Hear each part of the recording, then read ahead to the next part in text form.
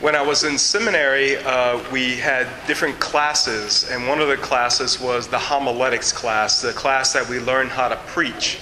And at one point in the class, after a couple of my classmates had heard me give a couple homilies, they warned me. They said, Cody, you need to watch all the personal stories. He said, because there'll come a day when you've been in a parish for 6 or 8 years, whenever you'll run out of stories to tell.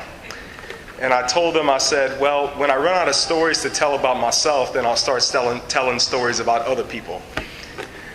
This is a story not on myself, but this is a story from one of my brother priests. So that you know that, I'm not one of those priests that's dishonest. I'm not one of those priests that tells a story that's not really about him, but he makes it about himself. No, I am a humble priest. One of my priest brother friends was making rounds in the hospital. It's one of our duties as a priest. And he went to see one of his parishioners. And one of his parishioners, let's just say he had an upper thigh injury, if that makes you aware on the situation that was going on there.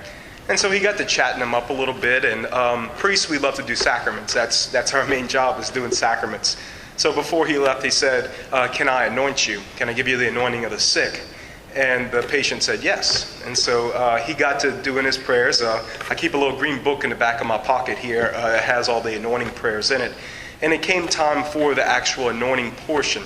And the little green book says that you anoint the patient on the forehead and on the palms of the hands. That's where you're supposed to anoint them.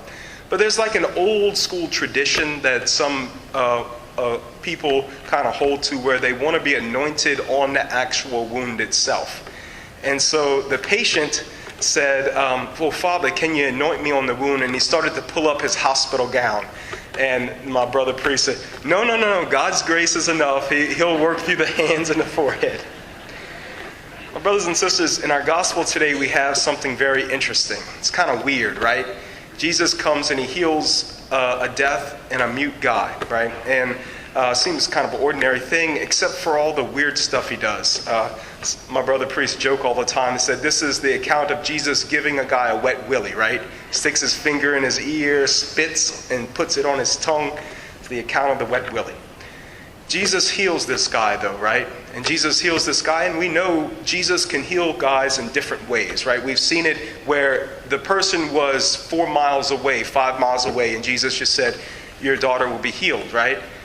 And yet he does something very different. And I think we have to remember that the difference is really something that he's trying to teach us, something he's trying to tell us. So what is different? He does something very specific, right? So he heals in a specific way. He's not just healing this or that or this. He's healing his deafness, and he's healing the reason why he has a speech impediment. And that's something that we have to remember in our lives, that Jesus doesn't just want a general healing. He's not about just a general relationship. He desires specific healings. When I was about 10 years old and I was going through catechism classes, at that time, each catechism class, their confession was heard every year, right? They made us go to confession at the time. And now they know why people don't want to go to confession anymore. And so I thought I'd be slick. And so I went in with the priest and I just said, bless me, Father, for I have sinned. It's been this amount of time since my last confession. And then I just told him, I said, I committed them all. I did them all. I did every single 10 commandment. I did them all. The priest looked at me and said, you killed somebody? And I told him, no, but I hit my sister. And he said, that counts, right? No, the truth is, he couldn't accept that. And as confessors, we're taught not to accept that. Why? Because we need those specific details. Not that we care about this juicy piece of information or this, like we're going to gossip about it later. We need to know where to heal. We need to know where to put God's healing touch in that moment, right? What person goes to the doctor and says, I'm feeling bad, and that's all they say? How can a doctor really know where to apply healing touch? That is what Jesus desires. He desires to know where to heal. We come today, and a couple of weeks ago, I preached a homily about the priest scandal that we have going on right now. And some people are concerned about it, and I see it as a sign of healing. Because some things have to come to the light. Some things that need to be healed, that's how they're healed. They come to the light.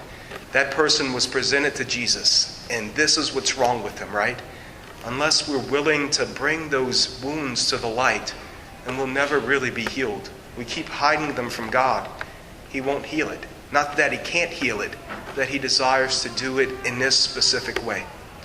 So as we come to the table, Lord, let us ask for that courage to reveal our wounds, our woundedness that is so vulnerable, makes us so vulnerable, but makes us ready to be healed. For when we do that, Jesus will put his finger into our ears, and he will spit and touch that spit to our tongue and bring his healing touch and his healing grace into our lives.